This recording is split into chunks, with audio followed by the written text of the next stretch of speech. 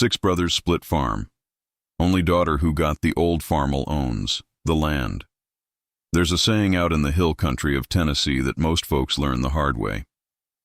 What you think is worthless might be the only thing that lasts. Nobody in the Callaway family believed that. Not for a long time, maybe not until it was already too late for most of them to do anything about it. When Harlon Callaway died in the spring of 1987, he left behind 6 sons, 1 daughter, 160 acres of some of the best bottomland in Claiborne County, and a 1952 Farmall M that hadn't seen a coat of paint since Nixon was in office. The funeral was on a Wednesday. By Friday, the arguing had already started. Chapter 1. The Man Who Built It All. Harlon Callaway wasn't a man who talked much. His wife Loretta used to say he spent his whole life doing and left the talking to everybody else. That was mostly true. He'd inherited 40 acres from his own father back in 1951, and over the next 35 years, he'd added to it piece by piece, buying a parcel from the Hendersons when they quit farming in '59, picking up another 20 acres out of a foreclosure in '68, trading labor and equipment time with old Earl Drummond until Earl finally signed over the East Field just to settle a debt. By the time his kids were grown, Harlon had put together a farm that any man in the county would have been proud of.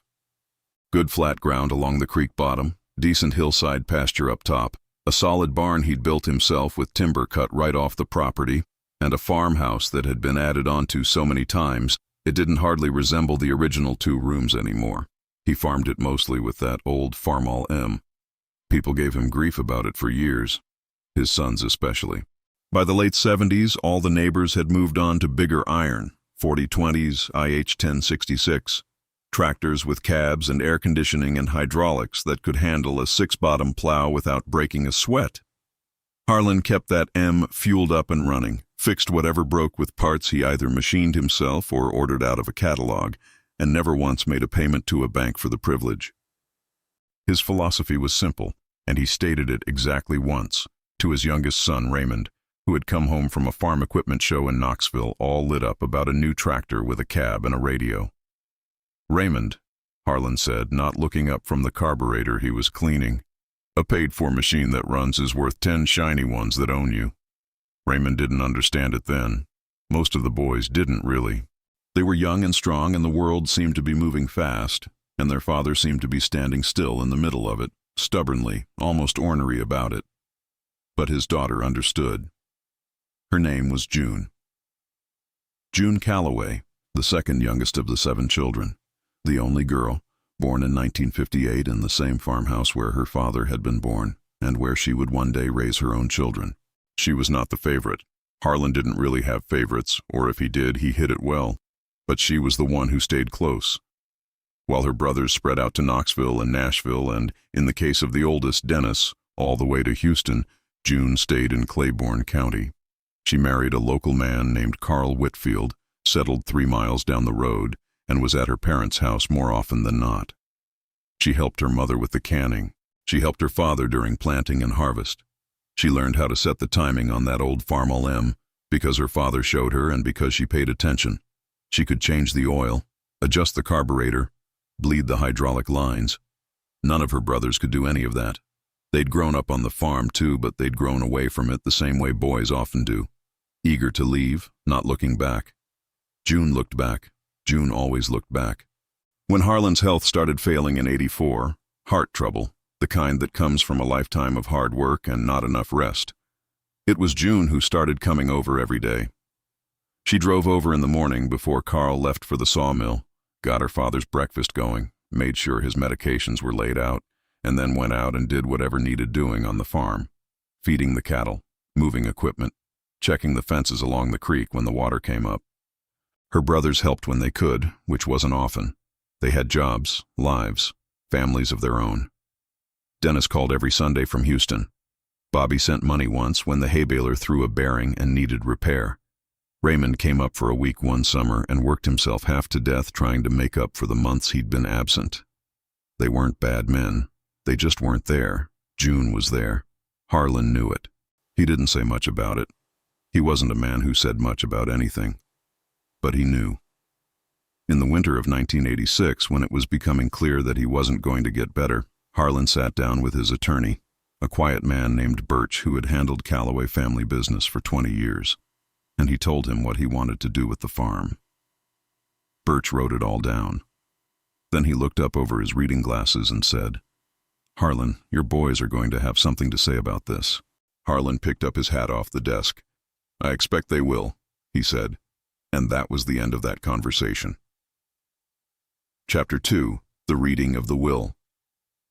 The Callaway boys, Dennis, Gary, Bobby, Tommy, Wayne, and Raymond, gathered at the farmhouse on the Saturday after the funeral.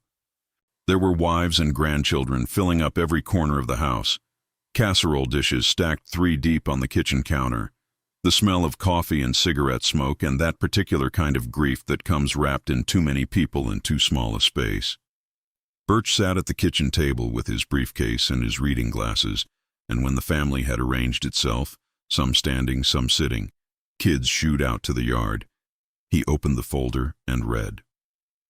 Harlon Callaway had divided his estate as follows: the farm equipment, an assortment of implements, the hay baler, the bush hog, a grain wagon, a set of disc harrows, and the old flatbed truck, was to be sold, and the proceeds split equally among the 6 sons. The cattle herd, 31 head at time of death, was to be sold, and proceeds split equally among the 6 sons. The farmhouse and 4 acres surrounding it went to Loretta for the remainder of her life, and upon her passing to be sold with proceeds, split equally 7 ways, 6 sons and 1 daughter. And the land, the 156 acres of cropland, pasture, and timber that Harlon Callaway had spent his entire adult life assembling, was to be divided into 6 equal portions of approximately 26 acres each, 1 portion to each son. June received none of the land. June received the 1952 Farmall M, a set of hand tools in a wooden chest that had been her grandfather's, and a small savings account with a balance of $4,200. The room got quiet. Then Dennis, the oldest, said, "Well, that's that, I suppose." And Gary said, "Seems fair." And the others nodded or looked at their shoes or reached for coffee cups, and Birch closed his folder, and that was that.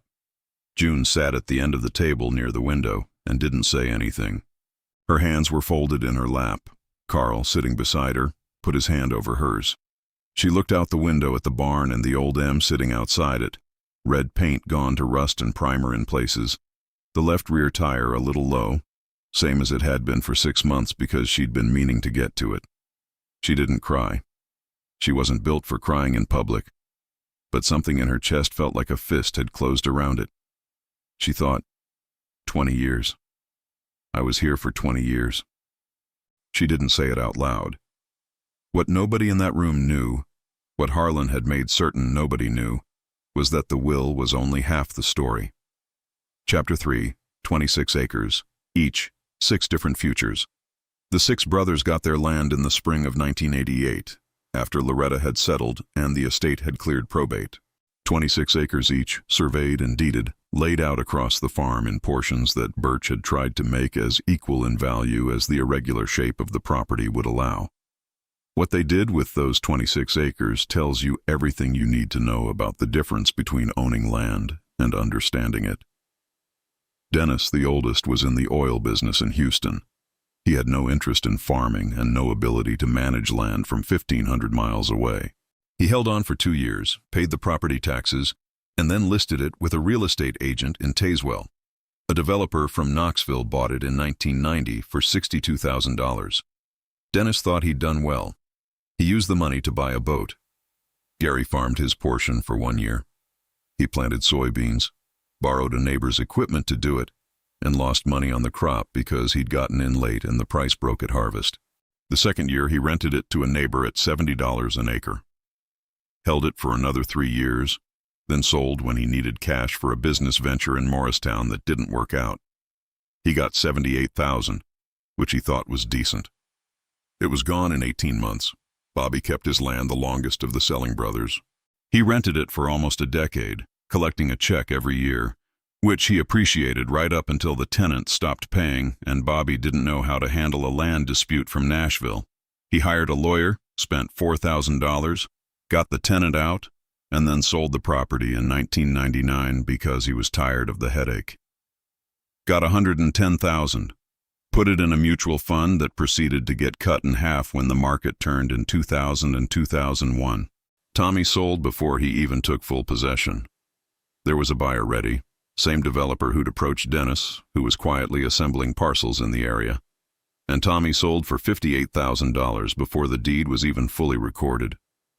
He used the money to pay off credit card debt and a second mortgage on his house in Knoxville. Was back in debt within 4 years. Wayne held on the second longest after Bobby. He had ambitions about farming it himself, came out 3 or 4 times a year to walk the ground, talked to neighbors about equipment costs and what the market was doing. But ambition and action are 2 different animals, and Wayne mostly talked. He rented it cheaply to the same neighbor Bobby had used, collected his annual check, and when his wife got sick in 2003 and the medical bills piled up, he sold. $140,000. Every dollar of it went to the hospital. Raymond, the youngest of the boys, tried the hardest. He moved back to Claiborne County in 1991, built a small house on his 26 acres, and genuinely attempted to farm. He bought a tractor, a used one to his credit, a 1974 IH 574 that had seen better days, put in a large garden, ran a few cattle on the pasture, and tried to make a go of small-scale farming. He struggled from the start. 26 acres is not a farm, it's a parcel. You can scratch a living out of it if you're creative and disciplined and have no debt. But Raymond had credit card debt and a truck payment and a wife who hadn't quite signed on for the version of rural life Raymond had imagined. They lasted 6 years, sold in 1997 for $95,000 and moved to Knoxville. Raymond worked at an auto parts store for the next 15 years and told people he used to farm. By 2003, every acre of Harlon Callaway's land that had gone to his sons had been sold. Not a single one of those 6 brothers owned a square foot of their father's farm. The boats were gone. The business ventures had failed. The medical bills were paid. The credit cards were run back up. The mutual funds had been clawed by the market. The dreams of returning to the land had dissolved into the ordinary friction of life and debt and distance. 6 men had inherited a combined 156 acres of productive Tennessee farmland and had turned it, collectively, into nothing that would last. And then there was June. Chapter 4. What the Farmall M was really worth. June Callaway Whitfield did not spend time being bitter. She had a farm to run. The $4,000 from her father's savings account went into the family checking fund the same week she received it. The hand tools she put in the barn where she could use them, and the Farmall M she drove home behind Carl's truck on a flatbed trailer, parked it in their own barn, and immediately set to work on that low rear tire. Carl's property, their property, though they always called it Carl's place out of habit, was 62 acres in total. Carl had inherited 40 of it from his own father, and they'd purchased 22 more in 1981 when the Roper family ran short and needed to sell fast. It wasn't the richest ground in the county, but it was paid for. Every acre of it was paid for. June had been farming it alongside Carl for years, but the operation had always been limited by what equipment they had and what they could afford to pay a neighbor when something needed doing at scale. The M changed that calculation some. It wasn't a powerful tractor, but it was a tractor they owned outright and could use without asking anybody, without paying anybody, without scheduling around a neighbor's needs. She used it for the garden first. June kept a large kitchen garden, a half-acre of vegetables that fed the family through summer and filled the cellar with canned goods for winter. The M made working that ground faster and easier. Then she used it to pull the cultivator through the cornfield Carl had been farming by hand and rental equipment for years. Then she started using it to maintain the fence lines and move hay. The boys, when they talked about it at all, referred to the Farmall as that old red wreck June got stuck with. It was said with a mix of sympathy and mild condescension. None of them seemed to realize that June had received the one piece of her father's estate that required no property taxes, no probate headaches, no decisions about whether to sell or rent, no tenants who stopped paying, no developers calling with lowball offers. She had received a tool, and June knew what to do with tools. By 1991, Carl had bought out a neighbor's equipment, an old hay baler and a small grain wagon, for cash. June was doing custom hay work for 3 families in the area, running the M and the baler, charging fair prices and showing up when she said she would. It wasn't a fortune, but it was income. Real income that came from work and equipment they owned. In 1993, the old farm, Harlan's original farm, now fragmented among developers and absentee owners, and Raymond's failed attempt at homesteading, began to come apart at the seams. Dennis's parcel, the one that had gone to the Knoxville developer, sat empty and unpermitted. The developer had intended to put in a subdivision, run into zoning problems, and walked away. The property reverted to the county for back taxes in 1992. It sat in county inventory for 2 years. June made an offer. Carl thought she was crazy. They didn't have that kind of cash sitting around. The county had assessed the parcel at $44,000, and June offered $38,000. Carl said, "Where do you think we're going to get $38,000? June showed him. She'd been putting money aside since 1987. Not a lot at any one time. $50 here, $100 there, the occasional windfall from a good hay season or a custom baling job. She had a savings account with a local bank that nobody knew about, including Carl, though she wasn't hiding it from him so much as waiting for the right moment to show him what she'd been working toward. The account had $21,000 in it. They went to the bank together. The loan officer knew Carl, knew the farm, knew the operation. They were approved for the remainder. The property taxes were current on their home place. Their credit was clean. There was nothing complicated about it. In the spring of 1993, June Callaway Whitfield bought back 26 acres of her father's farm. She paid cash and a manageable loan, and she paid the loan off in 3 years. Chapter 5. One piece at a time. What happened next happened slowly, the way real things usually do. Gary's parcel came available in 1994. The business venture in Morristown had soured and he needed cash. He called Dennis first, then Bobby, then worked through the list of brothers, none of whom had money or interest. He called June almost as an afterthought, more to inform her than to offer her anything. "Somebody's going to buy it," he said. "Probably a developer." "I'll buy it," June said. Gary laughed. He thought she was joking. When she wasn't, he got quiet and then said he'd need to think about it. He called back the next day and named a price that was 15% higher than what she'd suggested. She said she'd need 2 weeks to arrange financing. He said fine. She called the bank, had the same loan officer, presented the same clean credit history and the same well-maintained farm operation, and arranged the financing in 10 days. They closed on the property in the spring of 1994. By 1996, she owned 52 acres of her father's original farm, plus the 62 that she and Carl had built together, for a combined holding of 114 acres. The M was still running. She'd replaced the carburetor in 1990, put new ignition points in 93, rebuilt the front axle bearings in 95. The engine had never been touched internally. It still had the original pistons and sleeves, still held compression, still started on the first or second pull on any morning above 40 degrees. On cold mornings, it wanted 3 or 4 pulls. June had learned to work with it. People still occasionally remarked on it. A neighbor's son, newly returned from agricultural college in Knoxville, stopped by one afternoon to look at it with the kind of polite mystification that young men sometimes have for things that predate their understanding. "How old is that thing?" he asked. 1952, June said. "And it still runs?" "Wouldn't have it if it didn't."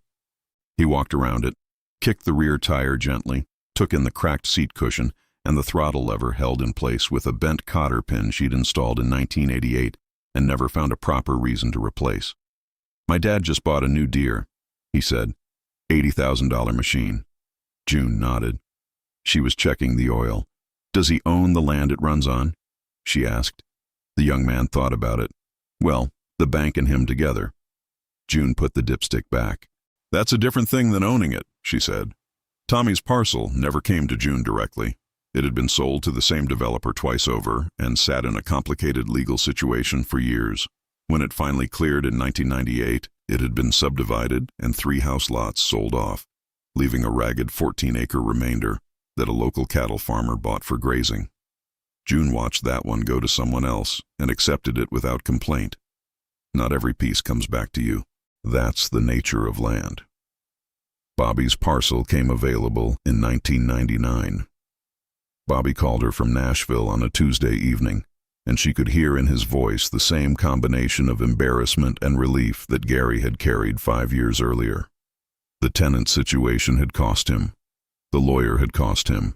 He named a price that was fair. June thought it was fair, and she had a sharp sense for what ground was worth. And she said she'd need 3 weeks. She needed 3 weeks because Wayne called her 2 days later with the same news. His wife was sick. The medical bills were coming in, and he couldn't see the end of it. He was going to have to sell. June told him she'd buy his too. Wayne got quiet for a long moment. Then he said, "June, I don't know what to say." "You don't have to say anything," she said. "Just give me the number." She bought both parcels within 6 weeks of each other, financing the two together, and by the fall of 1999, she owned the better part of her father's original farm. 142 acres between her father's land and her husband's, sitting largely contiguous, mostly flat along the creek, with good timber on the hillside portions. The loan was the largest she'd ever carried, but she'd run the numbers 20 times before signing anything, and Carl had run them after her, and the farm supported the debt by a comfortable margin. They weren't rich. They weren't comfortable the way people with savings accounts and retirement funds are comfortable. But the ground was working, the cattle were healthy, the hay was selling, and the equipment was paid for. Chapter 6. Raymond's Piece. Raymond was the last. June didn't reach out to Raymond, and Raymond didn't call June after he sold and moved to Knoxville in 1997.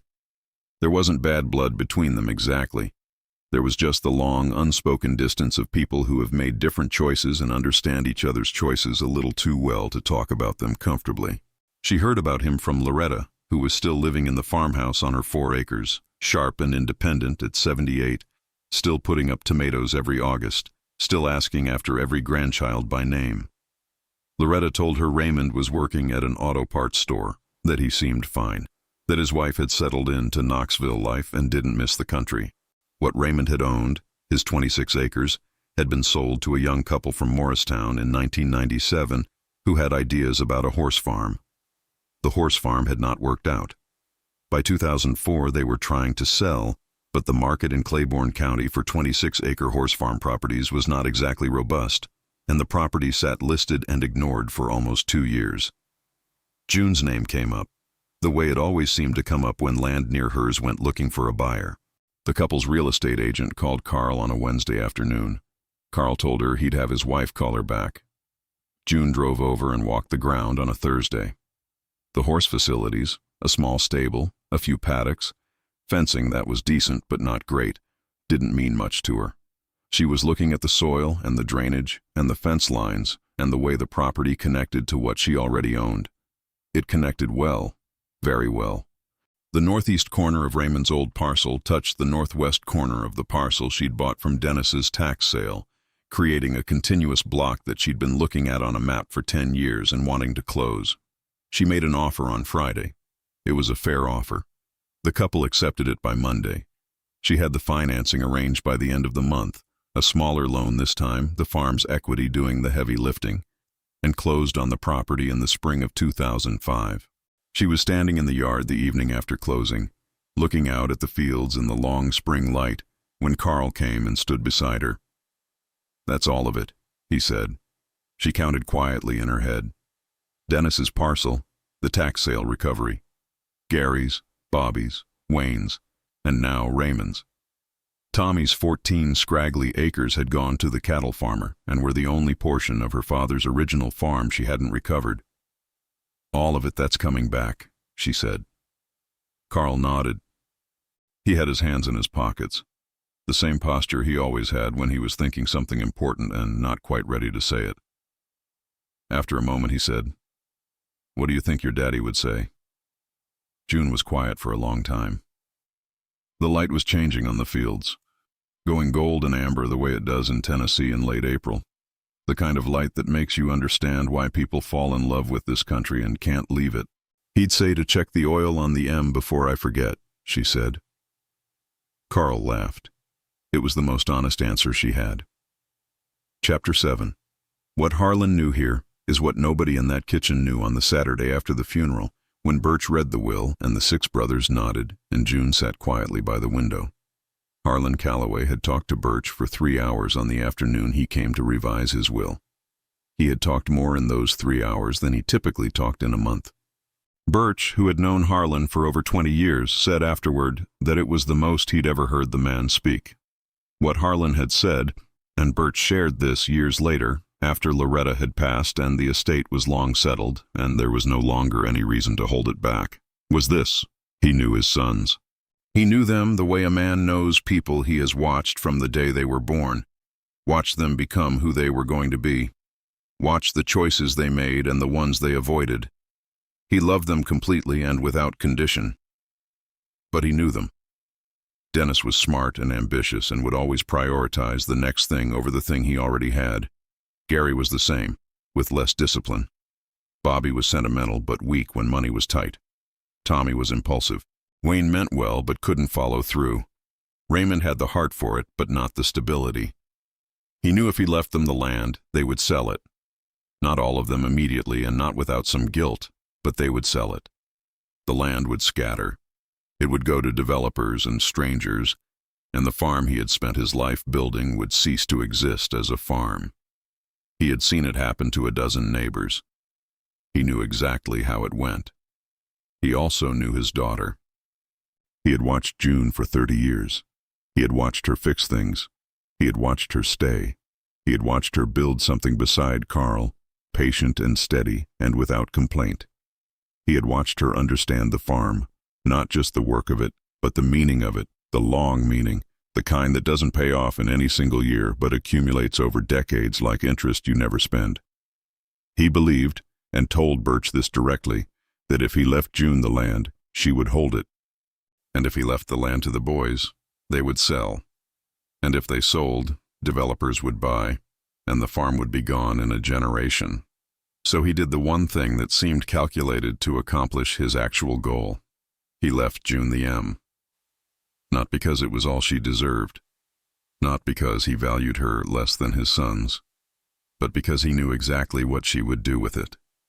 He knew she would get up the next morning and put it to work. He knew she would build from it. He knew she had been building from nothing for 30 years, and she would keep building. He gave the boys the farm because he knew they would liquidate it. And he believed, and here is where Harlon Callaway proved himself a man of deeper foresight than anyone in that kitchen gave him credit for, he believed June would buy it back. Not all of it necessarily, not quickly, but piece by piece over time, as his sons' lives played out the way lives play out. As money got needed and properties got sold and the ordinary gravity of financial reality asserted itself, he believed the farm would come back to June. I could be wrong, he told Birch in the quiet of that office on that winter afternoon, but I don't think I am. He was not wrong.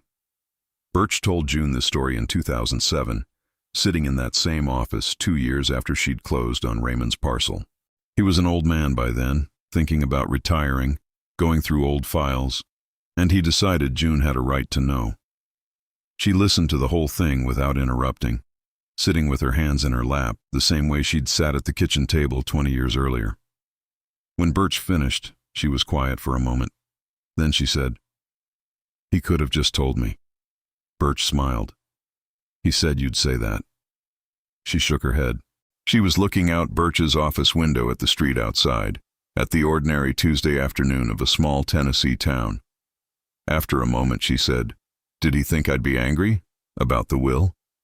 "He thought you'd understand it eventually," Birch said. "He said you were the only one who would." She thought about that on the drive home.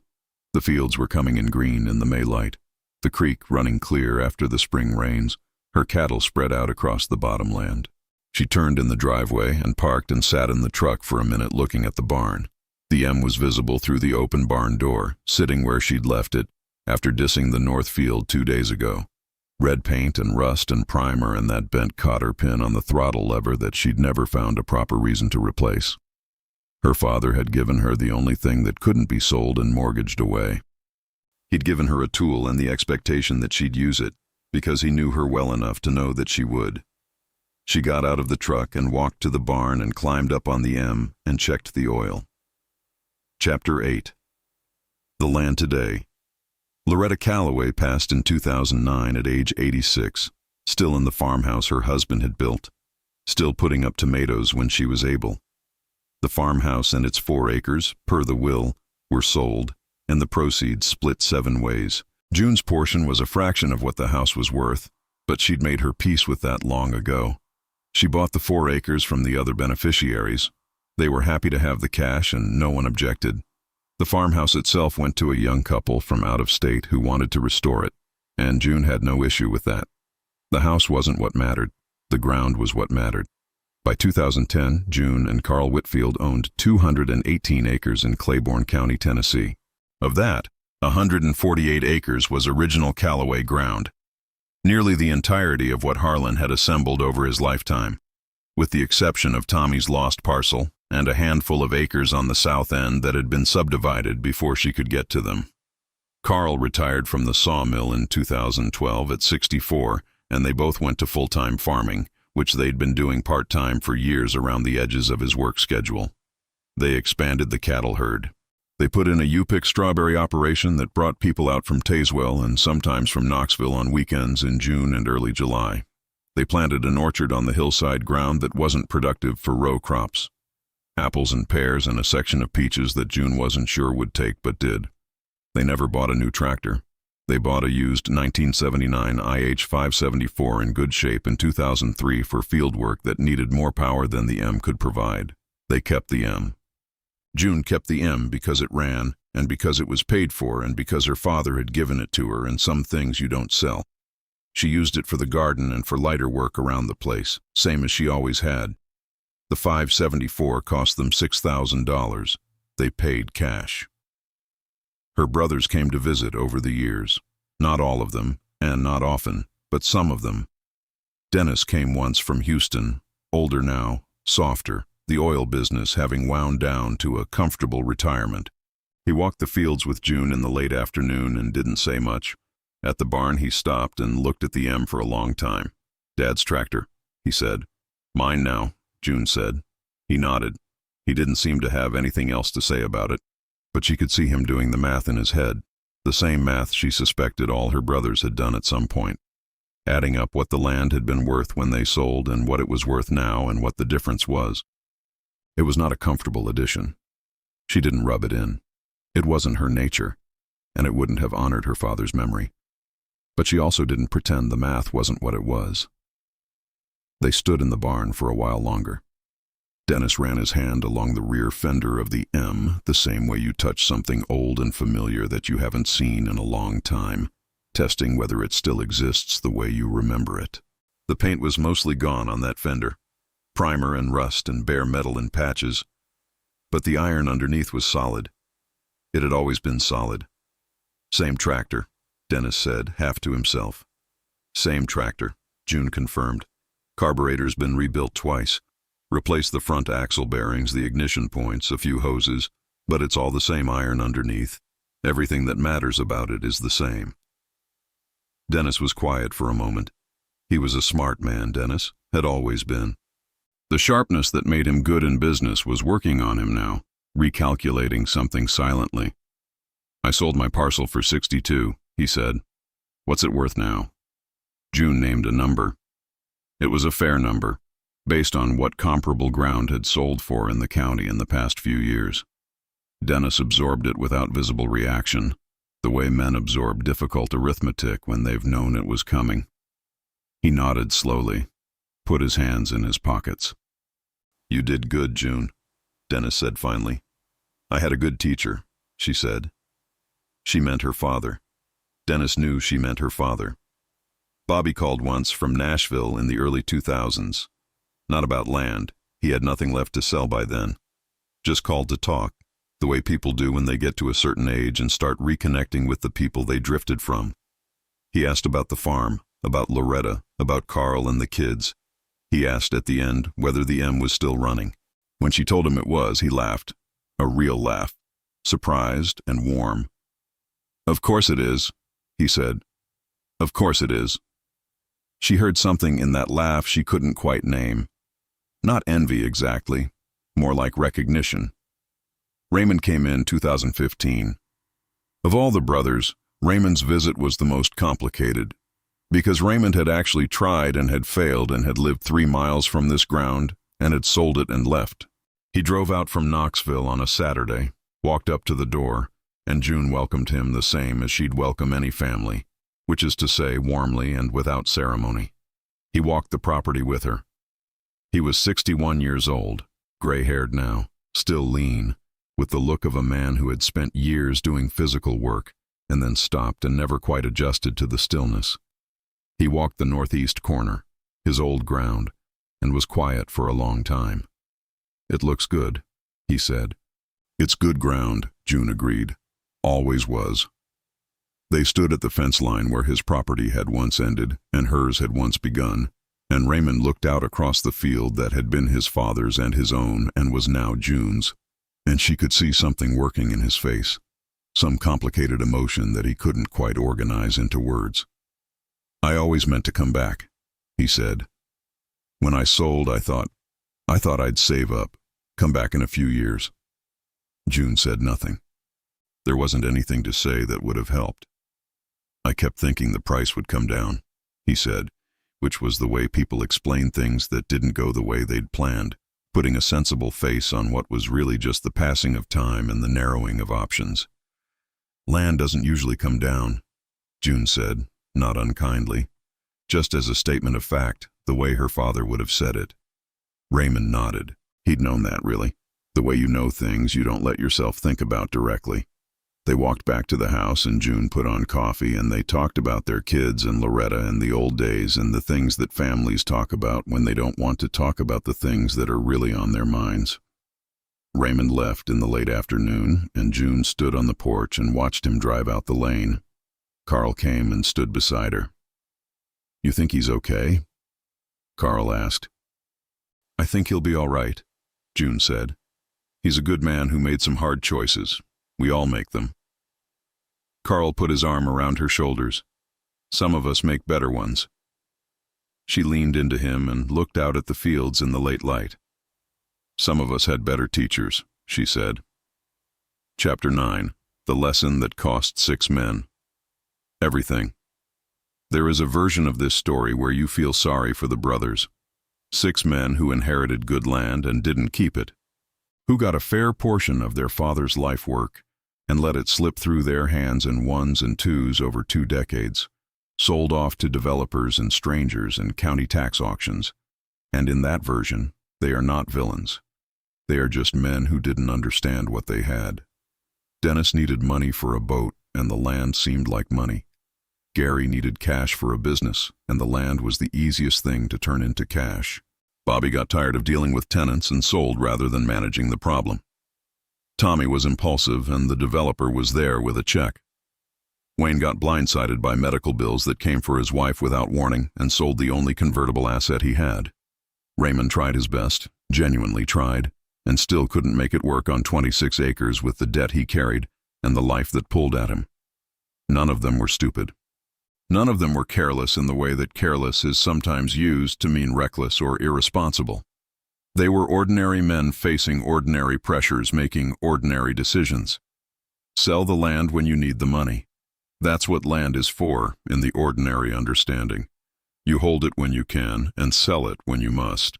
The extraordinary understanding, the one June had, the one Harlon had before her, is that land is not a savings account. It is not something you liquidate when you need cash. It is the thing that, if you can keep it, keeps producing. It is the thing that, if you lose it, cannot be replaced at the same price you sold it for. The ordinary understanding says land is money you haven't spent yet. The extraordinary understanding says land is time made permanent, the work of your hands and your father's hands and his father's hands, pressed into acres and held against everything that tries to pull it away. Harlon Callaway understood this. He had spent 40 years adding to those acres and had never sold a foot of it that he didn't have to. June understood it. She had learned it from watching her father, and from the years she spent on the farm while her brothers were elsewhere building their other lives. The M was the proof of it. The old red tractor that her brothers dismissed as the poor inheritance. The consolation prize, the thing left over after the real estate and the cattle and the equipment were divided out. It was paid for and it ran. It required knowledge to operate and maintain. It produced no return on its own, only in the hands of someone willing to work it. Her father gave it to the only one of his children he was certain would work it. What is that old Farmall worth today? The question is almost beside the point. It is not for sale. It has never been for sale. It starts in the morning and goes where it's pointed and does what it's asked. Same as it has for over 70 years. Maintained by a woman who knows it the way you know the tools you use every day. The worn spot on the throttle lever, the way the steering pulls slightly left on a cold morning until the hydraulic fluid warms up, the particular sound the engine makes when the choke is just slightly too rich. She knows it the way her father knew it. She has passed that knowledge on to her daughter, who spent her girlhood on its seat the same way June spent hers, learning which field it liked and which it struggled in, learning that the old machine has a personality the way all mechanical things do, a character assembled from the choices of the people who built it and the people who've kept it running. The land is worth more than she could have imagined when she paid her first $38,000 for Dennis's recovered parcel. She doesn't think about what it's worth in those terms, because she has no intention of selling any part of it. Her daughter knows the farm. Her son-in-law has learned the farm. There are grandchildren who have already been put to work on it, learning which field is which and how the creek behaves in a wet spring and why you check the fences after a hard frost. She wrote a will in 2019. She sat with an attorney, not Birch, who had retired, but a younger woman in Tazewell, and told her what she wanted. The farm goes intact as a single unit to her daughter and son-in-law. The M goes to her oldest grandchild, a girl of 15 who can already set the timing and check the oil and has opinions about the cotter pin on the throttle lever that June mostly agrees with. She did not divide it. She had learned, from the best teacher she ever had, what division does to a farm. Epilogue. What she told her granddaughter. On a September evening in 2022, June Whitfield sat on the running board of the old Farmall M in the open barn door while her granddaughter Emma cleaned up the toolbox after an afternoon's work. The light was going amber in the fields. Somewhere down the lane a cattle gate swung and latched, Carl coming back from the evening feeding, still at it at 74, the same pace he'd always kept. Emma was 14 then. She wiped down a wrench and set it in its place in the wooden chest, the same chest that had been her great-great-grandfather's, brought from wherever before memory, worn smooth on the handles and darkened with oil on the inside where decades of tools had rested. "Grandma," Emma said, "you think this tractor will still run when I'm old?" June considered it. She ran her hand along the fender, the same way she'd seen her father do it 1,000 times. "If you take care of it," she said. Emma looked at the M with the particular expression teenagers have when they are weighing something seriously. "The boys at school think old stuff is junk," she said. "They want everything new." "The boys at school," June said, "don't own anything yet." Emma laughed. "Fair." June looked out at the fields. The light was doing that thing it does in September in Tennessee, turning everything gold and then amber, and then a color that doesn't have a name, the light that makes you stop what you're doing and just look for a minute. "Your great-grandfather built all this," June said. "Spent his whole life adding to it. When he died, he gave it to people who couldn't keep it. Except me. He gave me this tractor." Emma looked at the M. "That doesn't seem fair." "No," June agreed. It seemed like the worst deal in the room. She let that sit for a moment. "But here's the thing about a deal," she said. "What it seems like at the table and what it turns out to be are two different things. What it turns out to be depends on what you do after you leave the room." Emma was quiet, thinking about that. The wrench in her hand, the old wooden chest, the tractor that started every morning and went where it was pointed. "So he knew?" she said. "He knew you'd buy the land back?" June smiled. It was the smile of a woman who has had decades to think about something and has arrived at a place of peace with it. "He knew me," she said. Knowing somebody well enough, that's the same thing as knowing what they'll do. Carl's truck came up the lane in the last of the light. Emma put the wrench away and closed the toolbox. June sat a moment longer on the running board of the old Farmall M, her hand on the fender, the engine ticking as it cooled. Her father had given her a tool and an expectation. She had spent 35 years living up to both. The Farmall M started on the second pull the next morning, same as it almost always did. June backed it out of the barn into the cool September air, checked the oil, set the throttle, and drove it out into the field where she'd been working the previous day. The light was coming up over the ridge to the east, laying long across the bottomland her father had farmed, and his father before him, and now her. The cattle were moving in the pasture above, the creek was running clear and low in the dry September weather, and the fields stretched out in all directions the way fields do when you own them honestly, when there's no bank holding the other end of the rope, when the ground is yours in the way that only paid ground can be yours. She settled into the seat with the familiar ease of 40 years and pointed the M toward the far fence line. Behind her, in the barn, her granddaughter Emma was already up and checking the toolbox, the way June had taught her, the way Harlon had taught June. The old machine moved forward into the morning. It had not stopped yet. It was not going to stop. Not for a long time yet.